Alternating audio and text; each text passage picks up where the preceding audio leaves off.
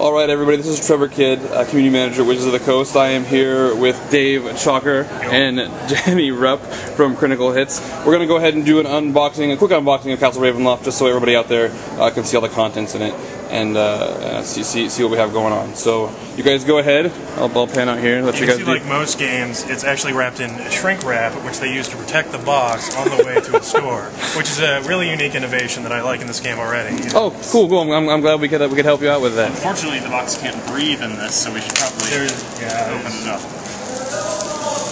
Here, like a big... And it's a heavy box, and I'm a weakling. There we go. So you got... Don't need this anymore. The adventure book here, which I believe contains... Like, there's all these different scenarios. Adventures, oddly enough. Yeah, so if you play stuff like House on Haunted Hill, it's got like a lot of scenarios that you can play through. You set up the board a certain way, you get certain monsters, you fight certain villains, and that's all covered in that adventure book there that you would just open up there. That's not important at all. The rule book, which is only 16 pages, it looks like, so not... That's a good thing. It's not a Fantasy Flight, epic, you know, card fest and everything. Yeah. A lot of those aren't fun. None of those aren't, no, don't get me wrong, but, yeah, so that might help. Then we have a big pack of tiles. Big pack of tiles. So will open. Could you hold that up real quick so we can get a look at the kind of tiles in there? So we've got like the floor tiles that you punch out. Those are the things that you're going to be placing while you play. And over here we got some hag tiles, which are very specific for one of the adventures, I believe.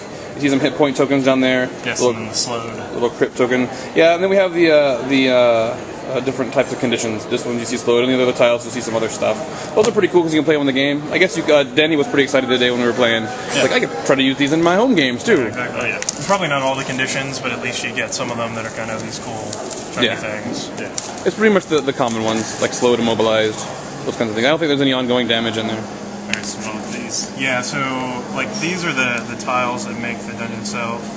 I assume we can punch these out. Okay, go ahead. That's the point of an unboxing. We just can't do this again if we mess up. Right. So we get one shot at this. Right. So like the tiles, you can see they have like the images from the dungeon tiles and stuff, but they fit together to form the play space. You know, the board. So like it's still like, oh, my character can move back spaces on the board. You know, but at the same time, you have these different tiles, which actually comes into play a lot in the game. Yeah. And it forms it like a new random map every time. Yeah. So it's actually an exploration game, too, so what you do is you'll be standing on a tile, and when you explore another tile, like you basically put the tile next to it, pops it up. Again, it uses a model that you've seen before in most exploration kind of games. Get to an edge, explore the edge, stuff happens. And if I remember correctly, the arrow like always points to the edge you just explored. You got it. So you're never going to make like a dungeon that doesn't make, you know, it doesn't have a complete lack of sense. Yes, you will always be able to walk from your tile to the tile you place, at least. Oh, look, there's a wall here, and why did they build it like this? This room has no entrances or exits. You mean like the amazing underground pool that when you found it on the upstairs of... It fell down into the bottom? That was awesome, errata. So, that was great. Oh, yeah. So, yeah. Dun, dun, dun, dun. You can see unpainted miniature using the stuff we've already seen, but it's a pretty easy way to get, you know, a lot of miniatures at once here. That's up. Yeah, Dracolich. You probably don't want to fight him. Oh, there's a die. Oh my god. What'd you roll? 17. You totally hit.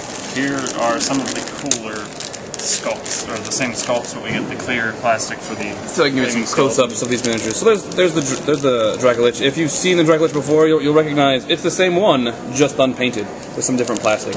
All the miniatures in this game are actually sculpts you've seen before, but they're made with some different plastic and they're all unpainted. So we've got there's a wraith there, I believe. Yes. There's a flaming skeleton. And then here are the hero. Jeez. The heroes are blue.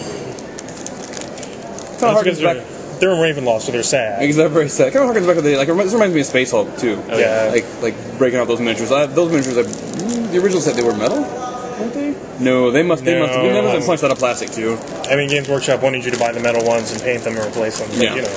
But yeah, like, you know, Hero Quest and Warhammer Quest and all those. You know, you get the heroes easily identifiable. I actually have the D&D board game. Came out in like 2000, 2001. It was only available in England, and then like it was available. It may have been Origins or it may have been GenCon a couple years ago. Picked it up there. They did a similar thing where had some of the same sculpts, and you had your hero miniatures and then a bunch of monsters that you could use Right. in your D&D game, but you could also just play that game. Right. All right, and here is the most important mini that comes with it. Oh, that's Strahd. Yay, the uber villain of the game. I And think it's the Strahd is hag. one bad mother. There's a werewolf that is posing. Posing werewolf. And these are all villains, right? So some scenarios will actually have villains, and then when you basically discover the villain, you find a certain tile, the villain scenario starts unraveling, and then you have to fight these guys. I have yet to play the scenario where we fight Strahd, but that's okay. We'll get there. We're building up to it. He's vicious. There are some gargoyles, a smaller dragon. It's a white dragon, or zombie dragon. It's a zombie dragon. Yes, you've seen them before.